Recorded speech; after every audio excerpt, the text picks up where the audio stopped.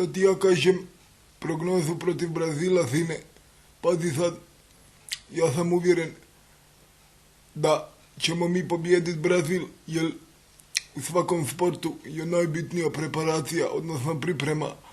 A ja sam siguran da se Niko Kovač, koji je jedan strašan talent, jedan veliki sportaš, da se on dobro preparirao za Brazil. Pazi sine šta je on napravio. On je namjerno ošišao Luku Modrića, ne bi li ga nekako sakrio Brazilcima, da oni ne bi pomislili da je on tu u ekipi.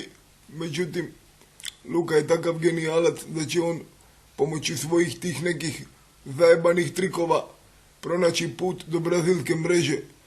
I kad mi budemo završili s Brazilom, to će biti takav masakr, sine, da će Andrija Jarak morati izvještavati sa stadiona.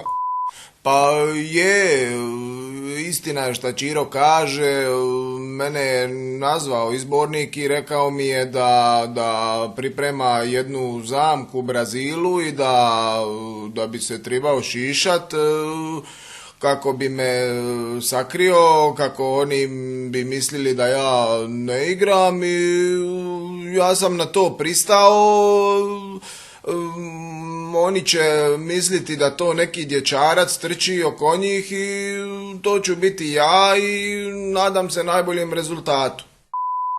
Pa smatram da Brazil može da bude sretan što sam ja ostao za dom, jer ja sam tamo najbolja tehničar od svih njima i smatram da će Luka Modrić ovoga puta bez kosa riješiti susret.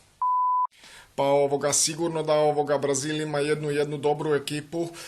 Naravno oni nemaju toliko zvijezda koliko su imali proteklih godina, ali smatram da je Niko Kovač napravio odličan posao što se tiče šišanja Luke Modrića i smatram da ćemo mi polučiti dobar rezultat.